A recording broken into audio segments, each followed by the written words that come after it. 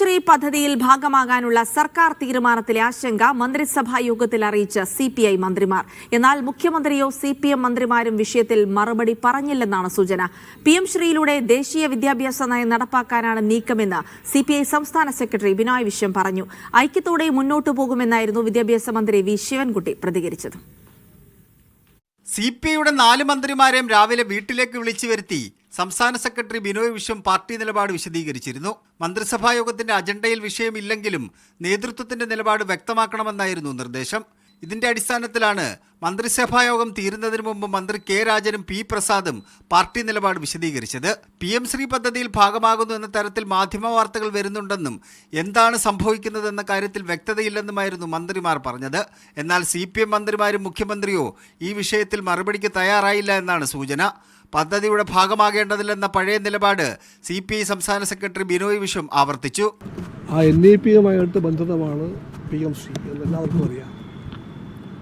അതുകൊണ്ട് തന്നെയാണ് communist party അതിനെ എതിർക്കുന്നത്.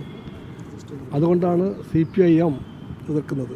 എന്നാൽ ഇന്നും കാര്യമായ പ്രതികരണത്തിന് വിദ്യാഭ്യാസ മന്ത്രി വി ശിവൻകുട്ടി തയ്യാറായില്ല.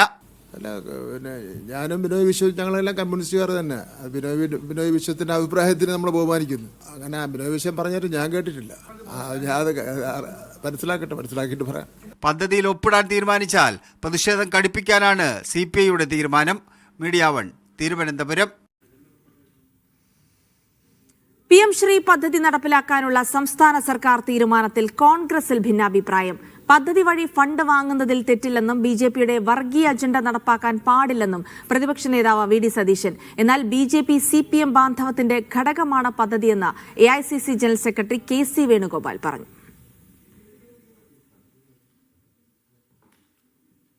ഇത് PM ശ്രീ ഒറ്റക്കല്ല. കേരളത്തിൽ കഴിഞ്ഞ കുറേ നാളുകളായിട്ട് BJP CPM ഡീലിൻ്റെ ഓരോ ഘടകങ്ങൾ വന്നുകൊണ്ടിരിക്കുകയാണ്. അതിലൊന്നാണ് ഈ PM ശ്രീ പദ്ധതി എന്ന് കണ്ടാൽ മതി. മുഖ്യമന്ത്രിയുടെ മകന് നോട്ടീസ് വന്ന കാര്യം ED മറച്ചു വെച്ചതും അത് CPM മറച്ചു വെച്ചതും നമുക്ക് മനസ്സിലാക്കാൻ പറ്റും. ലാവ്ലിൻ കേസ് 40 തവണ മാറ്റിവെക്കുന്നത് നമുക്ക് മനസ്സിലാക്കാൻ പറ്റും. ഇങ്ങനെ എടുത്തു നോക്കിയ ഒരു പരമ്പര തന്നെയുണ്ട്. അപ്പോൾ അതിൽപ്പെട്ട ഒന്നാണ് PM ശ്രീ പദ്ധതിയും സ്വന്തം പാർട്ടിയുടെ പ്രഖ്യാപിത നയങ്ങളിൽ നിന്നും വ്യത്യസ്തമായിട്ട് അവർ മുന്നോട്ട് പോകുന്നത്. ഇത് ഒരുപാട് നിബന്ധനകൾ ഇതിനകത്തുണ്ട്. അതായത് BJPയുടെ ഒരു രാഷ്ട്രീയം, വർഗീയ രാഷ്ട്രീയം അടിച്ചേൽപ്പിക്കാനുള്ള അജണ്ടയുണ്ട്. ഗവൺമെൻറ് നെഗോഷിയേറ്റ് ചെയ്ത് അത് ഒഴിവാക്കി കേന്ദ്രത്തിൻ്റെ പണം മേടിക്കുന്നതിൽ ഞങ്ങളെതിരല്ല. കേന്ദ്രത്തിൻ്റെ പണം എന്ന് പറഞ്ഞാൽ മോഡിയുടെ വീട്ടിലെ പണമല്ലല്ലോ, ഇത് നമ്മുടെ നികുതി പണമാണ്. പക്ഷേ പണം തരുന്നതോടൊപ്പം അനാവശ്യമായ BJPയുടെ വർഗീയ രാഷ്ട്രീയം അടിച്ചേൽപ്പിക്കുന്ന നിബന്ധനകൾ സർക്കാർ സ്വീകരിക്കാൻ പാടില്ല. അതാണ് ഞങ്ങൾക്ക് കൃത്യമായിട്ടുള്ള പോളിസികൾ. പക്ഷേ LDFിലെ പ്രശ്നം തീർന്നില്ലല്ലോ. മുഹമ്മദ് അസ്ലം വിവരങ്ങൾ നൽകാനായി ചേരുകയാണ്. അസ്ലം, നേരത്തെ PM ശ്രീ പദ്ധതിയുമായി ബന്ധപ്പെട്ട CPI ഭിന്നതയാണെങ്കിൽ കോൺഗ്രസിനകത്ത് തന്നെ 2 നേതാക്കളും വിഭിന്നമായ നിലപാടുകൾ എടുക്കുന്നത് കൂടിയാണ് കാണുന്നത്. BJP CPM ബാന്ധവം എന്ന് KC ആരോപിക്കുമ്പോൾ മറിച്ച് അത്തരമൊരു ഫണ്ട് വാങ്ങുന്നതിൽ തെറ്റില്ല എന്ന് VD സതീശൻ പറയുന്നു. സ്വാഭാവികമായിട്ടും കോൺഗ്രസ് ഭരിക്കുന്ന ചില സംസ്ഥാനങ്ങൾ PM ശ്രീ പദ്ധതിയിൽ അംഗവുമാണ്. അതുകൊണ്ടായിരിക്കണം സതീശന്റെ ഇത്തരം പ്രസ്താവന എന്ന് മനസ്സിലാക്കുന്നത്. പക്ഷേ ഇവർ തമ്മിലുള്ള ഭിന്നാഭിപ്രായം ഇവിടെ പ്രകടമാണ്.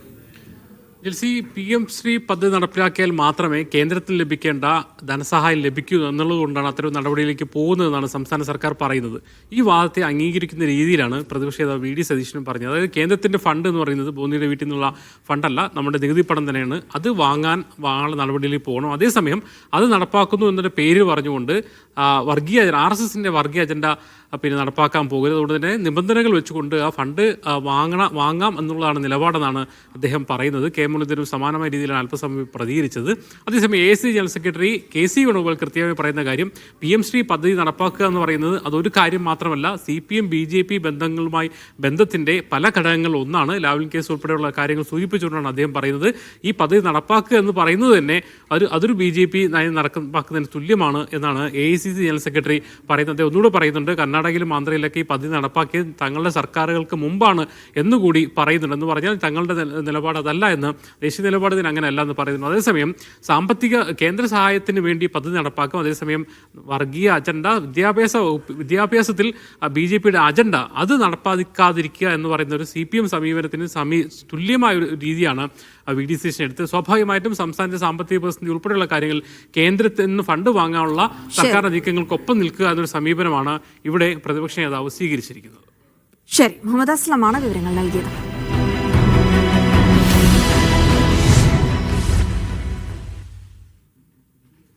ശബരിമല സ്വർണ്ണക്കൊള്ളയിൽ കൂടുതൽ അറസ്റ്റിനൊരുങ്ങി പ്രത്യേക അന്വേഷണ സംഘം. മുൻ അഡ്മിനിസ്ട്രേറ്റീവ് ഓഫീസർ മുരാരി ബാബു അടക്കമുള്ളവരെ അറസ്റ്റ് ചെയ്യാനാണ് ആലോചന. നിലവിലെ ദേവസ്വം ബോർഡ് അംഗങ്ങളുടെ പങ്കിനെക്കുറിച്ചും SIT അന്വേഷണം ആരംഭിച്ചു. നടപടിക്രമങ്ങൾ പാലിച്ചാണ് ഈ വർഷം സ്വർണ്ണപ്പാളികൾ കൊടുത്തുവിട്ടതെന്ന് തിരുവിതാംകൂർ ദേവസ്വം ബോർഡ് ഹൈക്കോടതിയെ അറിയിക്കും. ശബരിമല സ്വർണ്ണക്കൊള്ളയിൽ അതിവേഗ നടപടിയിലേക്ക് കടക്കുകയാണ് പ്രത്യേക അന്വേഷണ സംഘം. മുരാരി ബാബു അടക്കമുള്ള ദേവസ്വം ബോർഡ് ഉദ്യോഗസ്ഥരെ വൈകാതെ ചോദ്യം ചെയ്യും. പിന്നാലെ അറസ്റ്റിലേക്ക് കടക്കാനാണ് ആലോചന. നിലവിലെ ദേവസ്വം ബോർഡ് അംഗങ്ങളും അന്വേഷണ പരിധിയിലേക്ക് വരികയാണ്. ഈ വർഷം ഉണ്ണികൃഷ്ണൻ പോറ്റിക്ക് സ്വർണ്ണപ്പാളികൾ കൊടുത്തുവിട്ട തീരുമാനത്തിന്റെ രേഖകളും ദേവസ്വം ബോർഡിനോട് SIT ആവശ്യപ്പെട്ടു. 2019 ബോർഡിന്റെ മിനിറ്റ്സ് ബുക്ക് അന്വേഷണ സംഘം പിടിച്ചെടുക്കുകയും ചെയ്തിട്ടുണ്ട്. സ്വർണ്ണക്കൊള്ളയിലെ ഗൂഢാലോചനയിൽ നിർണായക വിവരങ്ങൾ SITക്ക് ലഭിച്ചു. കൂടുതലിടങ്ങളിലേക്ക് അന്വേഷണം വ്യാപിപ്പിക്കാനാണ് തീരുമാനം. ഉണ്ണികൃഷ്ണൻ പോറ്റിയുടെ സുഹൃത്ത് അനന്തസുബ്രഹ്മണ്യത്തെ വീണ്ടും വിളിച്ചു വരുത്താനും അന്വേഷണ സംഘം തീരുമാനിച്ചു. നിലവിലെ ദേവസ്വം ബോർഡ് അംഗങ്ങളുടെ ഇടപാടുകളും സംശയത്തിന്റെ നിഴലിലേക്ക് വന്നതോടെ ദേവസ്വം മന്ത്രിയുടെയും ദേവസ്വം ബോർഡ് പ്രസിഡന്റിന്റെയും രാജി അനിവാര്യമാണെന്ന നിലപാടിലാണ് പ്രതിപക്ഷം. ഇപ്പോഴത്തെ ദേവസ്വം ബോർഡ് പ്രസിഡന്റ് കള്ളന്മാരോ അല്ലെങ്കിൽ പ്രതിയാകേണ്ട ആളുകൾ ആരെങ്കിലും അയ്യോ ഞാൻ തെറ്റ് ചെയ്തെന്ന് പറയോ? ഇവരൊന്നും അതിന്റെ അടിച്ചതിന്റെ അകത്ത് കയറ്റാൻ പാടില്ല, ഓടിക്കണം അവിടെ നിന്ന്. ഈ വർഷം സ്വർണ്ണപ്പാളികൾ കൊണ്ടുപോയതിൽ വീഴ്ച പറ്റിയിട്ടുള്ള നിലപാടിലാണ് തിരുവിതാംകൂർ ദേവസ്വം ബോർഡ്. ഉണ്ണികൃഷ്ണൻ പോറ്റിയുടെ കയ്യിൽ നേരിട്ട് സ്വർണ്ണപ്പാളികൾ കൊടുത്തുവിട്ടിട്ടില്ല. ഉദ്യോഗസ്ഥരുടെ സാന്നിധ്യത്തിലാണ് സ്വർണ്ണപ്പാളികൾ കൊണ്ടുപോയത്. ഉണ്ണികൃഷ്ണൻ പോറ്റിക്ക് വീണ്ടും അതിന്റെ ചുമതല നൽകിയത് ഗ്യാരണ്ടി കാലാവധി ബാക്കിയുള്ളതിനാലാണെന്നും ദേവസ്വം ബോർഡ് ഹൈക്കോടതിയെ അറിയിക്കും. മീഡിയ 1 തിരുവനന്തപുരം. രാഷ്ട്രപതി ഇറങ്ങിയ ഹെലികോപ്റ്ററിന്റെ ടയറുകൾ കോൺക്രീറ്റിൽ താഴ്ന്നു. പോലീസും ഫയർഫോഴ്സും ചേർന്ന് തള്ളി നീക്കി. നിലയ്ക്കലിലെ ലാൻഡിംഗ് മാറ്റിയതോടെ രാവിലെയാണ് പ്രമാടത്ത് കോൺക്രീറ്റ് ഇട്ടത്.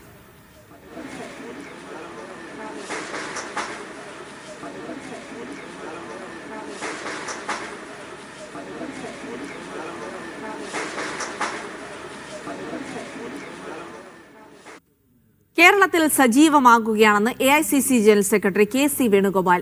ഇടതു സർക്കാരിനെ താഴെ ഇറക്കാനാണ് സജീവമാകുന്നതെന്നാണ് KC വേണുഗോപാലിന്റെ വിശദീകരണം. ഇത് സംബന്ധിച്ച ചോദ്യത്തിന് ഇന്ന് റെഡ് അലർട്ട് ആണെന്നായിരുന്നു പ്രതിപക്ഷ നേതാവിന്റെ മറുപടി.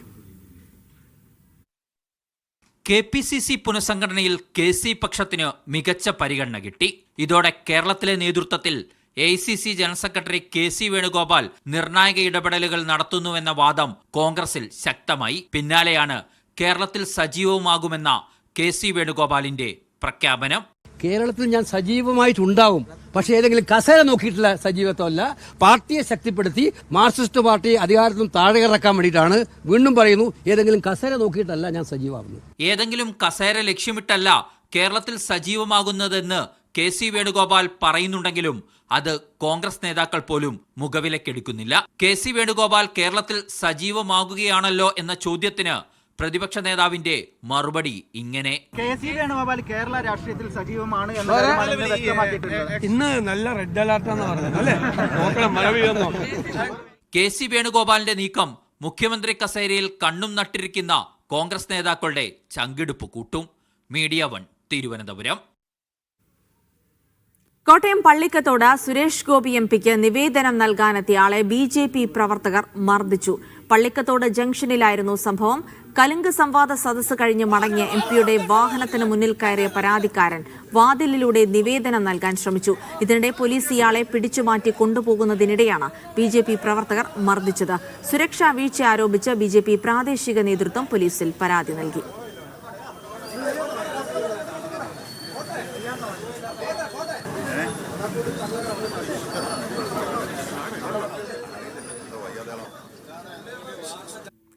രാജ്യവ്യാപക തീവ്ര വോട്ടർ പട്ടിക പരിഷ്കരണത്തിൽ ഡൽഹിയിൽ ഇന്ന് നിർണായക യോഗം.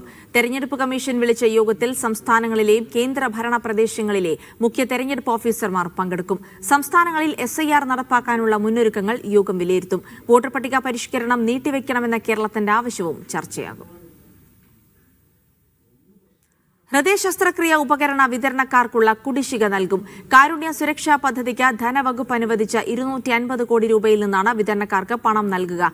കാസ് പദ്ധതിക്കായി 4618 കോടി രൂപയാണ് രണ്ടാം പിണറായി സർക്കാർ ഇതുവരെ ചെലവാക്കിയത്.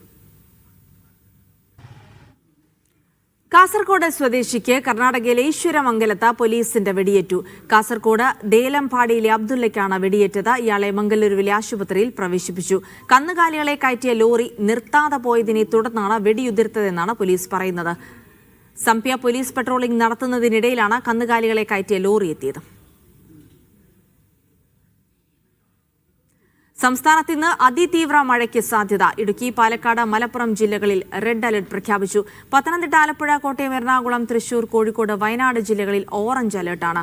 തിരുവനന്തപുരം, കൊല്ലം, കണ്ണൂർ, കാസർഗോഡ് ജില്ലകളിൽ യെല്ലോ അലർട്ടും പ്രഖ്യാപിച്ചു. അറബിക്കടലിലും ബംഗാൾ ഉൾക്കടലുമായി ഇരട്ട ന്യൂനമർദ്ദം രൂപപ്പെട്ടതോടെയാണ് സംസ്ഥാനത്ത് മഴ കനക്കുന്നത്. പാലക്കാട് മണ്ണാർക്കാട് തെരുവ് നായ്ക്കളുടെ ആക്രമണം. മദ്രസ വിട്ടു വന്ന വിദ്യാർത്ഥിക്ക് നേരെയാണ് തെരുവ് നായകൾ പാഞ്ഞെടുത്തത്. സംഭവത്തിന്റെ CCTV ദൃശ്യങ്ങൾ പുറത്തുവന്നു.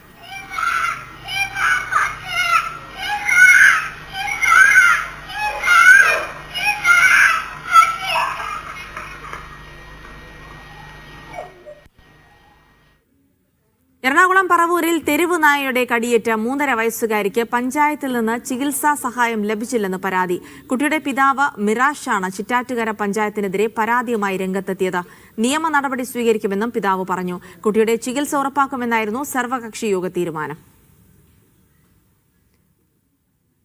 ഓണറേറിയം വർദ്ധിപ്പിക്കണമെന്നതടക്കമുള്ള ആവശ്യങ്ങൾ ഉന്നയിച്ച് ആശാ ഹെൽത്ത് വർക്കേഴ്സ് ക്ലിഫ് ഹൌസിലേക്ക് നടത്തിയ മാർച്ചിൽ സംഘർഷം. പോലീസ് 3 തവണ ജലപീരങ്കി പ്രയോഗിച്ചു. സംസ്ഥാന സമിതി അംഗങ്ങളായ ഉഷ ഉമഴയ്ക്കൽ, ബീന, പീറ്റർ തങ്കമണി എന്നിവരെ പോലീസ് അറസ്റ്റ് ചെയ്തു. അവകാശം കിട്ടുന്നതുവരെ സമരം തുടരുമെന്ന് സമരസമിതി നേതാക്കൾ പറഞ്ഞു.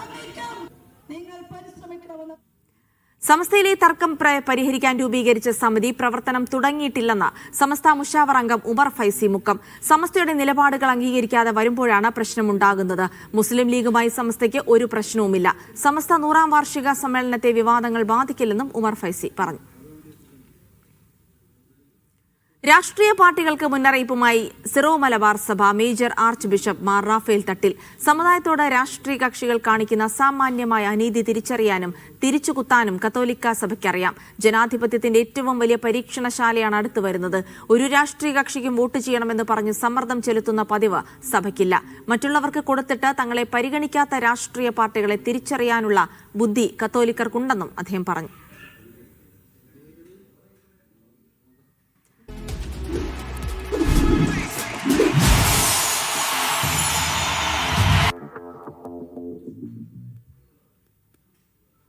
സംസ്ഥാന സ്കൂൾ കായികമേളയിൽ ആതിഥേയരായ തിരുവനന്തപുരത്തിന്റെ കുതിപ്പ്. 537 പോയിന്റുമായാണ് നിലവിലെ ചാമ്പ്യന്മാരുടെ മുന്നേറ്റം. നീന്തൽക്കുളത്തിൽ 7 സ്വർണമാണ് തിരുവനന്തപുരം ഇന്ന് നേടിയത്. ഷൂട്ടിംഗ് റേഞ്ചിലെ ആദ്യ സ്വർണവും തിരുവനന്തപുരത്തിനാണ്. അതിനിടെ ഇൻക്ലൂസീവ് വിഭാഗത്തിന്റെ 100 മീറ്റർ ഓട്ടത്തിൽ താരങ്ങളുടെയും ഗൈഡ് റണ്ണറുടെയും കൈകൾ ബന്ധിച്ച ടെതർ നിലവാരം കുറഞ്ഞതാണെന്ന ആരോപണവും ഉയർന്നു.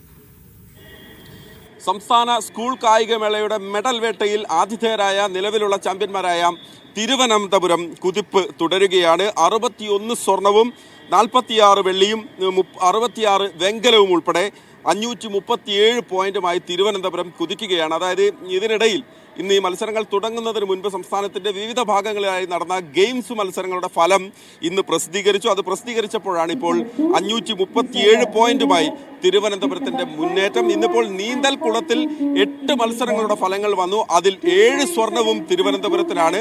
സീനിയർ വിഭാഗം പെൺകുട്ടികളുടെ 400 മീറ്റർ ഫ്രീ സ്റ്റൈലിൽ പാലക്കാട് കൊടുവായൂർ ഹയർ സെക്കൻഡറി സ്കൂളിലെ നിവ്യ M സ്വർണം നേടിയതൊഴിച്ചാൽ ബാക്കി എല്ലാ സ്വർണവും തിരുവനന്തപുരമാണ്. ഇതുവരെ റിസൾട്ട് വന്ന 8 ഇനങ്ങളിൽ 7 സ്വർണവും തിരുവനന്തപുരത്തിന്. ഷൂട്ടിംഗ് റേഞ്ചിൽ നിന്നുള്ള ആദ്യ സ്വർണവും തിരുവനന്തപുരം ജില്ല നേടുകയാണ്. അങ്ങനെയാണ് ആകെ 537 എന്ന രീതിയിലേക്ക് പോയത്. ഇൻക്ലൂസീവ് വിഭാഗം മത്സരം ഇന്ന് നടന്നപ്പോൾ 100 മീറ്റർ ഓട്ട മത്സരത്തിനിടയിൽ ഗൈഡ് റണ്ണറുടെ കൈകളുമായി ബന്ധിച്ച ടെതർ അത് നിലവാരം കുറഞ്ഞതാണ്. അത് മത്സരത്തിനിടെ താരങ്ങളുടെ കയ്യിൽ നിന്നിരുന്ന ആ ടെതർ പൊട്ടിപ്പോകുന്ന സാഹചര്യമുണ്ടായി. പല കുട്ടികളും അതുകൊണ്ട് തന്നെ അയോഗ്യരാക്കപ്പെട്ടു. വലിയ പ്രതിഷേധം അതിൻ്റെ പേരിൽ ഈ ട്രാക്കിൽ നടന്നു. പക്ഷേ പ്രതിഷേധത്തിനൊടുവിൽ ടെതർ പൊട്ടിപ്പോയ കുട്ടികളെ വെച്ച് വീണ്ടും ഒരു മത്സരം നടത്തി അതിൽ നിന്ന് യോഗ്യരായവരെ ഫൈനലിലേക്ക് ഉൾപ്പെടുത്തിയിട്ടുണ്ട്. തൽക്കാലം ആ പ്രശ്നം പരിഹരിച്ചിട്ടുണ്ട്. പക്ഷേ അത് നിലവാരം കുറഞ്ഞ ടെതർ ഉപയോഗിച്ച തുടക്കത്തിൽ തന്നെ രക്ഷിതാക്കൾ അത് ചൂണ്ടിക്കാട്ടിയിരുന്നു. ചന്ദ്രശേഖരൻ നായർ സ്റ്റേഡിയത്തിൽ നിന്ന് സാദിഖ് പാറക്കലിനൊപ്പം Mahesh Polur, media 1.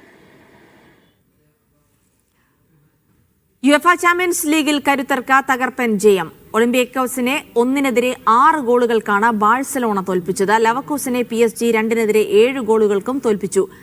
Union Saint ഗിലോയ്സിനെതിരില്ലാത്ത 4 ഗോളിന് ഇന്റർ മിലാനും പരാജയപ്പെടുത്തി. മാഞ്ചസ്റ്റർ സിറ്റിക്കെതിരെ വിയാറയിൽ 2 ഗോളിന് തോൽവി വഴങ്ങി ആഴ്സണൽ അത്ലറ്റിക്കോ മാഡ്രിഡിനെ പരാജയപ്പെടുത്തി. ഇന്ന് നടക്കുന്ന മത്സരത്തിൽ ചെൽസി അജാക്സിനെയും റയൽ മാഡ്രിഡ് യുവന്റസിനെയും നേരിടും. അത്ലറ്റിക് ക്ലബ്, ലിവർപൂൾ, ബയേൺ ടീമുകൾക്കും ഇന്ന് മത്സരമുണ്ട്.